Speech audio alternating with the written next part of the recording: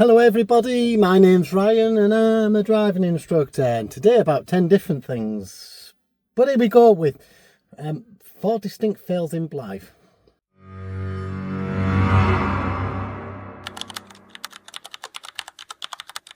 So 4 more fails in Blyth plus some other stuff that I'm going to read out from Intelligent Instructor about people's requirements for learner drivers, and also a note on pass rates, kind of from the DVSA. Now before I go any further, like, comment and subscribe. Now this video's got a little bit of a difference really, because it's actually a test route. We're going to roll the test routes shortly. Now this person was unsuccessful. It was recorded on Thursday morning at 9:17, and it was a difficult one in the fact that sometimes when they say test ready, that also kind of means that you've got to be mentally test ready, that you've got to get it right in your head. Now on the video I'm going to describe some stuff that happened as we went around. Ultimately, this test was terminated in Bedlington Station, or near Bedlington Station, and I took over control and drove the car back because I was sat in the back. Yes, you can see him. So, shall we roll the video? Here we go. So then, we're on sat nav. We're approaching this roundabout, quite a regular thing. This bit here is a dual carriageway. You can tell by the writing on the road where it says slow. The sat-nav is barking to turn right at the roundabout. If you're in the left-hand side, just go left or straight on. Don't try and do what the candidate did here. So you're turning right from the left-hand lane, which is an instant fail on a driving test. So this was from the driving test on Tuesday, but it's a common fault and one that can be quite easily eliminated. So here we go with the driving test that was yesterday. Now, candidate's mindset is that I was going to stay in the test centre. Instead, I ended up riding along in the back of the car, because candidate decided to change their mind about being accompanied on their driving test. That instantly sets their mindset differently. That changes their mind about what's happening. So it can be quite difficult now.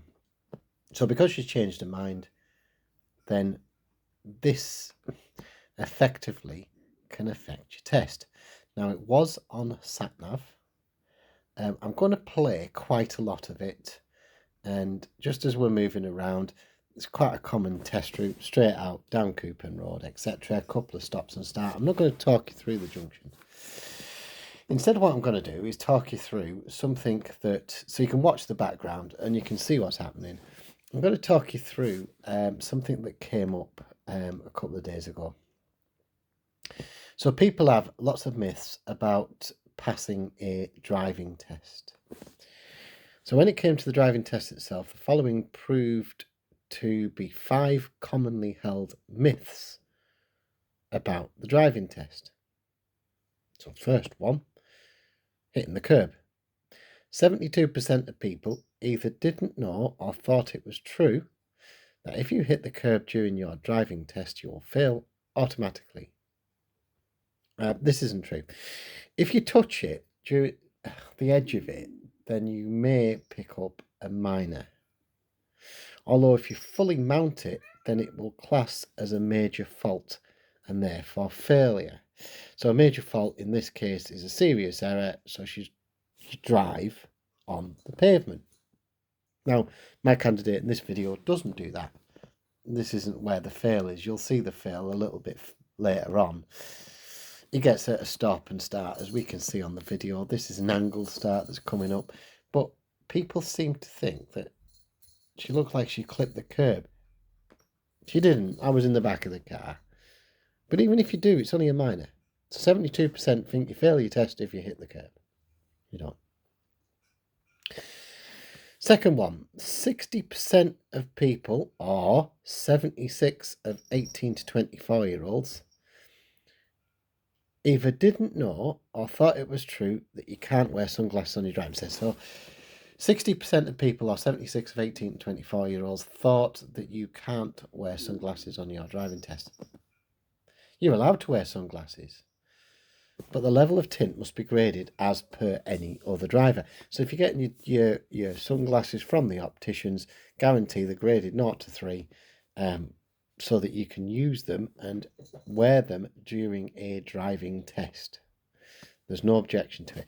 I've actually got prescription sunglasses, and I ordered them off of the internet, which was a great idea because they were slightly cheaper and it was a little bit easier. Now, I quite like my sunglasses. I pretty much wear them most of the time when it's sunny. I certainly had them on when it was here. Now, you often see examiners wearing sunglasses as well. Why not? Why not wear sunglasses on your driving test? Nothing wrong with it. People seem to think there is. Minor faults. 88% either didn't know or said it was false that you can pass your test with 14 minor faults. In reality, learners who get no major faults and 15 or fewer minor faults will pass their practical test. However, let's take this as a sliding scale. If you've done something that's an error, let's take an error like getting too close to the curb, or maybe being a bit wide on a junction, or maybe making a mistake that you thought, yeah, you could do better. The next one will be a minor. You'll possibly not signal, or you'll possibly do something else, as my cat knocks something over. But what will happen is if you continue down the error and the minor route and pick up lots of minors, the chances are by the time you get to 11 minors that you've probably already picked up a serious or a dangerous fault. Does that make sense? So as you escalate that error, the error will grow and grow and grow and grow till eventually it's too big to correct, to where you will make a major mistake. The next thing on the list, independent driving. 73% of people either didn't know or said it was false that learner drivers have to drive independently for 20 minutes on the driving test using sat-nav or road signs. Actually, 10 minutes of independent driving was introduced to the driving test in 2010 and increased to 20 minutes in 2017. Now, originally, what used to happen, I passed my test in 2004, and when we used to drive around, they used to just say left and right. Often 9 times out of 10, the examiner would just say, do you know your way back to the test centre from here? Or do you know your way to Newcastle from here?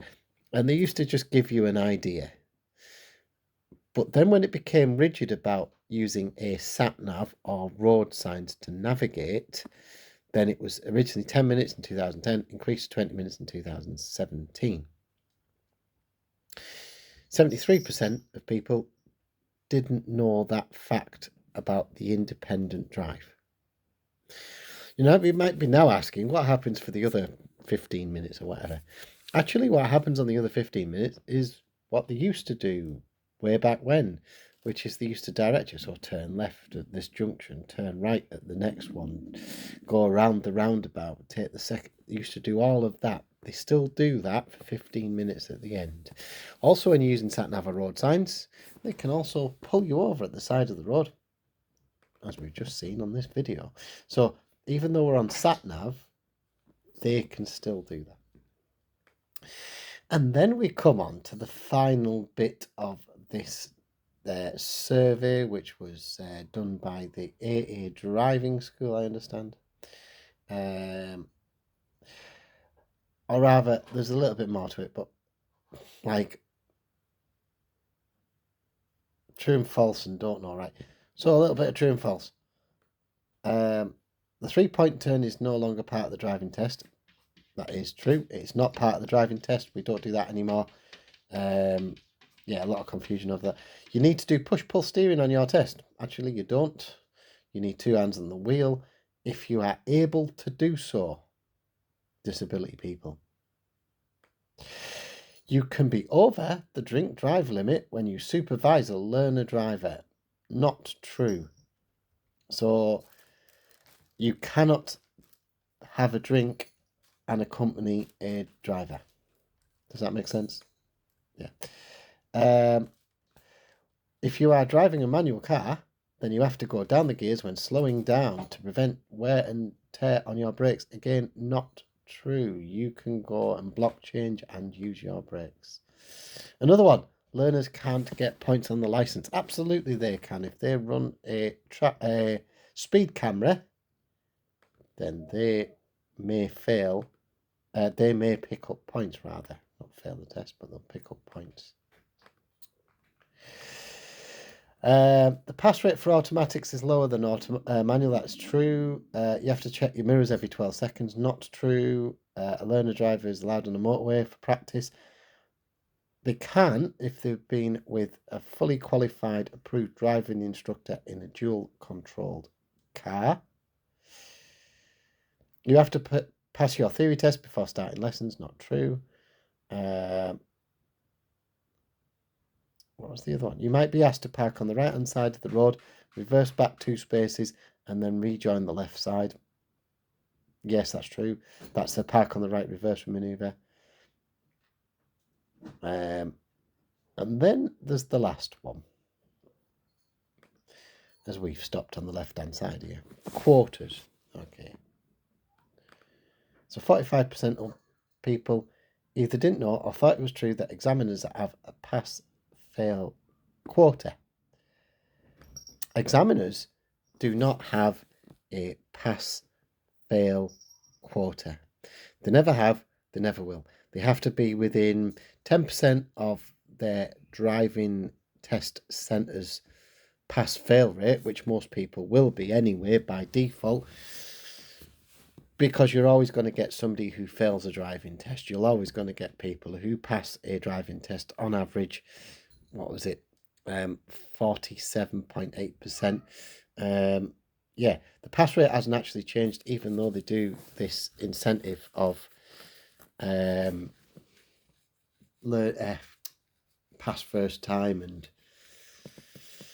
yeah, the pass rate hasn't changed, even with all these incentives. Actually, not passing your driving test will increase the backlog anyway, which we had a big, long debate about in the car.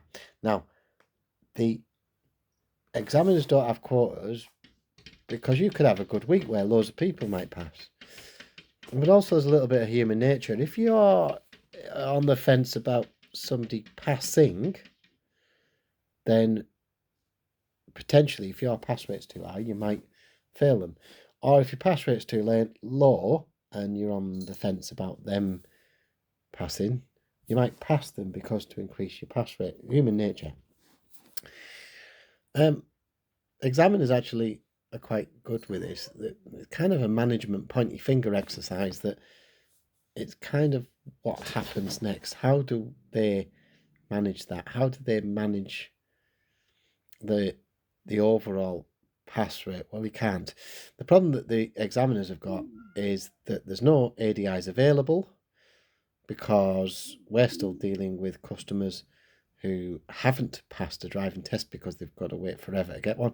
So normally where we'd be letting somebody go after sort of 4 or 5 months after they pass, we're now hanging on to them 6, 7, 8, 9, 10 months. So as a result, people take their own cars, don't know what the requirements of the driving test are, and therefore fail because they don't know what the requirements are and they mess it up. So all the way through this video, as I've talked through quota stuff, I'll give you a link for that. Yeah, we're stopped on the left. He told her to stop on the left, and what we're going to do is a complex junction at the top of the hill. We've seen this before on this driving test. We've seen this test route before. We've seen this happen. We've picked up maybe one minor. Something really simple. But the mindset's gone. So we're coming up to this crossroads. So at the top of the hill, stop the car. Stop the car at the give-way line.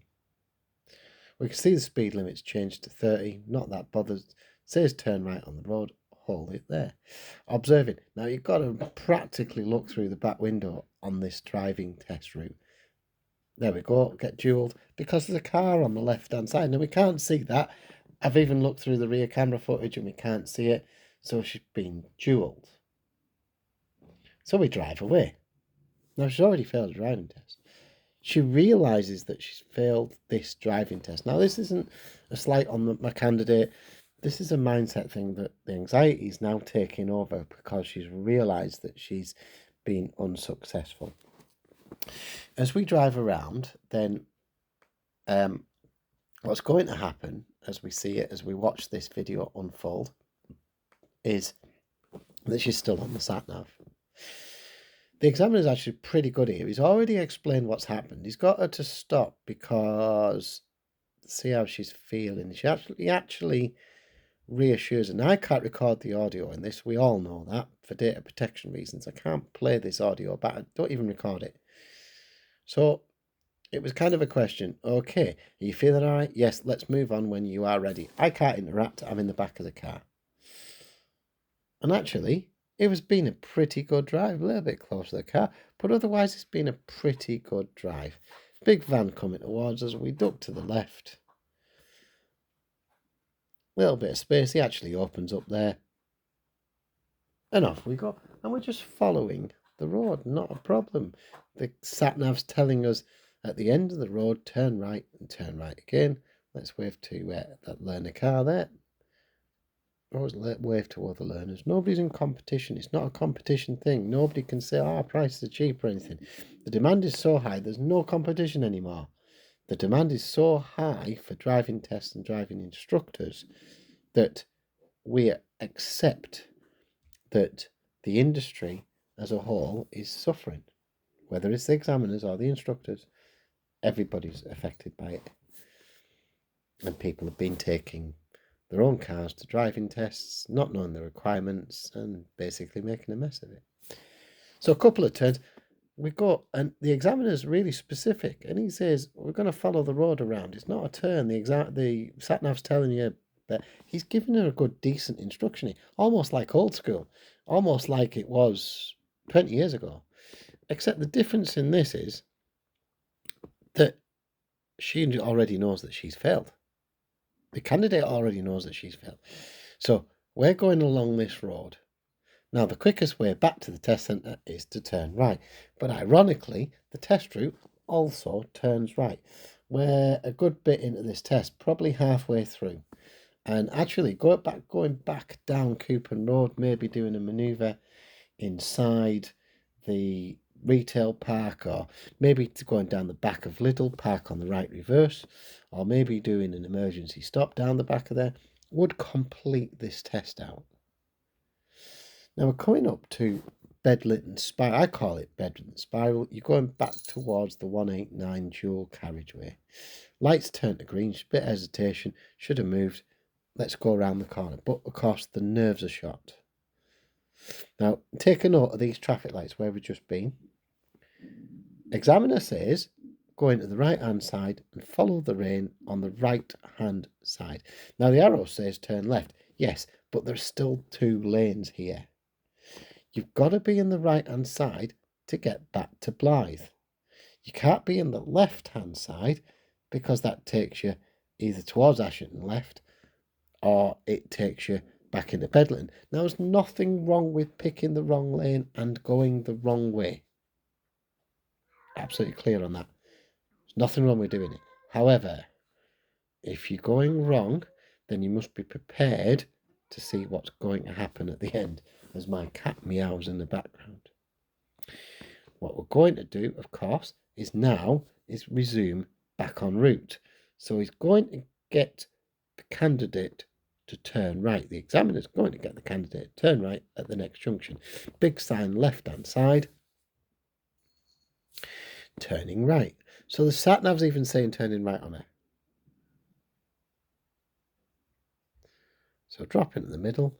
There's the junction on the right hand side. Straight past it, straight through it.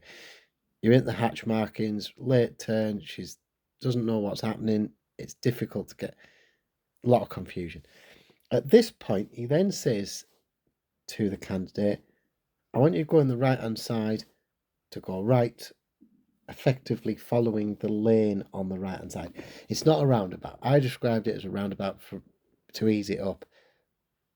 But she's so scared now, she's so defeated by the whole thing that she doesn't want to cross this line on the right hand side. So the mindset's gone. Move back and left. We're back at the traffic lights we started at. Remember I said look at the traffic lights.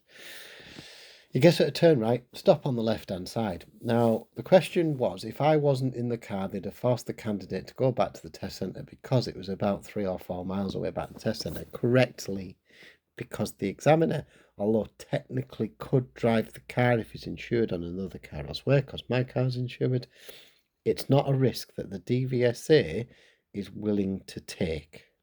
So that was described to me on the way back when I took control of the car. So go around the left, go around the right, stop on the left.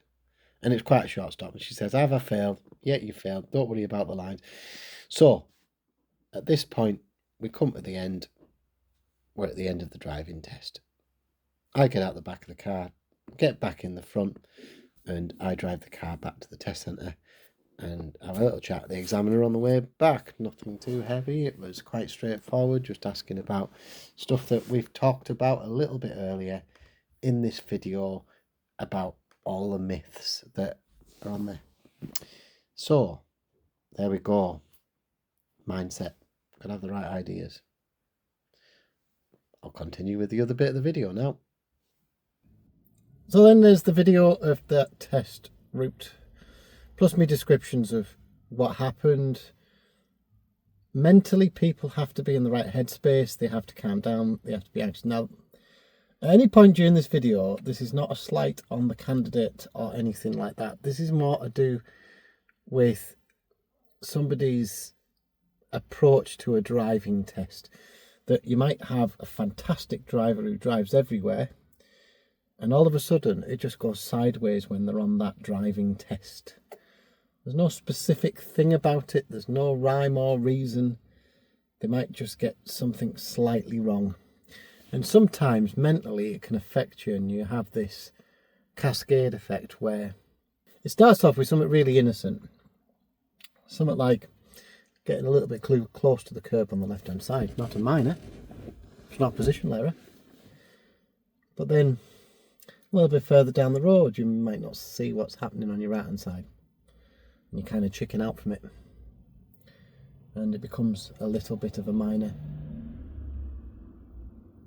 And then you might get another one. This time something a little bit more serious or dangerous. Something like not stopping at a crossing. Or maybe trying to turn right from the left-hand lane. It happens. It happens to everybody. There's nothing we can do about it. We just have to kind of control our emotions sometimes, and it's really difficult to do that. It's an uphill struggle sometimes.